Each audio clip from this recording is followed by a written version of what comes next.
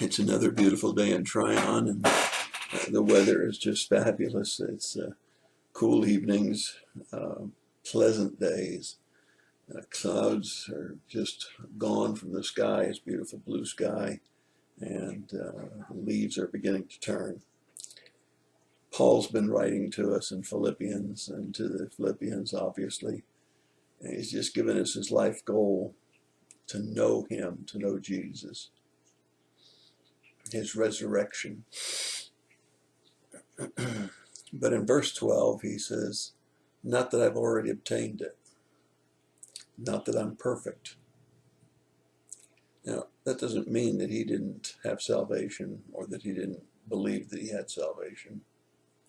That means he hadn't made it to perfection yet. He hadn't accomplished all that God had for him to accomplish. So he says, I'm going to press on. I'm going to lay hold of that which I was laid hold for. Now, that's quite an interesting statement. I wonder how many of us believe that we have grabbed hold of that which God grabbed hold of us for. Have we obtained the goal that he wanted to accomplish through our lives? Well, he goes on in verses 13 and 14, and he says, not that I've already laid hold of it, but here's what I'm going to do. He said, I'm going to forget what's behind. Now, that's not just putting a sinful life behind. That's not living in the past. That's not being proud of the already accomplishments which he had made. Paul had turned 5 or 6 regions upside down, established churches, mentored men, encouraged the believers. He had accomplished much more than most people will ever accomplish in a lifetime. And yet he says, I'm going to forget that which is behind me. And I'm going to reach forward to what's ahead. I'm going to press on toward a goal, for the prize, for the upward call of Jesus Christ. There is no retirement in ministry. Most of you know that. Today I went to the associational office.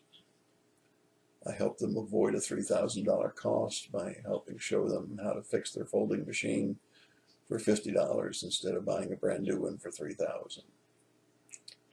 And then I actually got the parts for them and accomplished the repair.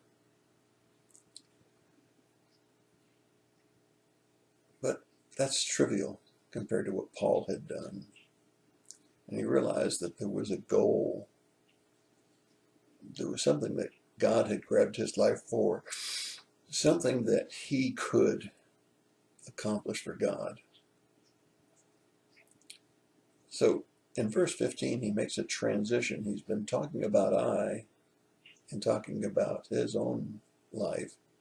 And now in verse 15, he says, let us, therefore, as many as are perfect, have this attitude in us.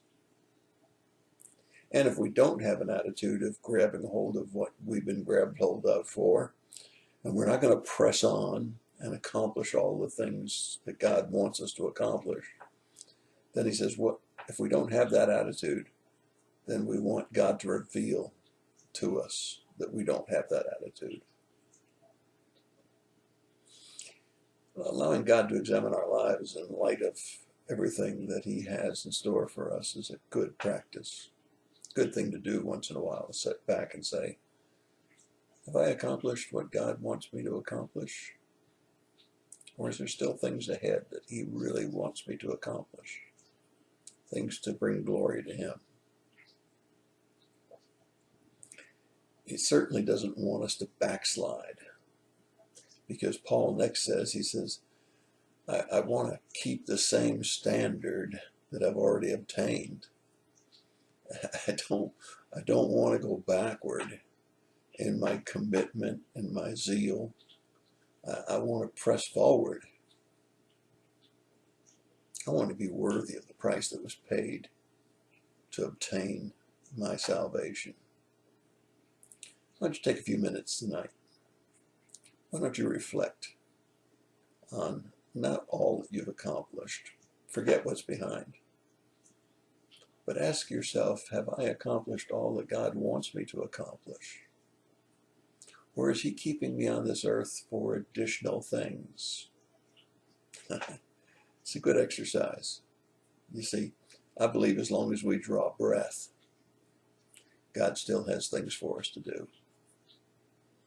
And even if you are laid up in bed, even if you no longer have the mobility that you used to have, I believe that God still has things for you to do. So let's forget what's behind us. Let's not backslide. Let's maintain at least the kind of level that we've already obtained, and let's press forward to the upward call of Jesus Christ to accomplish all that he's got for us. Our best days may be ahead, maybe not physically, but our best days may be ahead as far as spiritually. That's your thought for the day. God bless you and have a great day.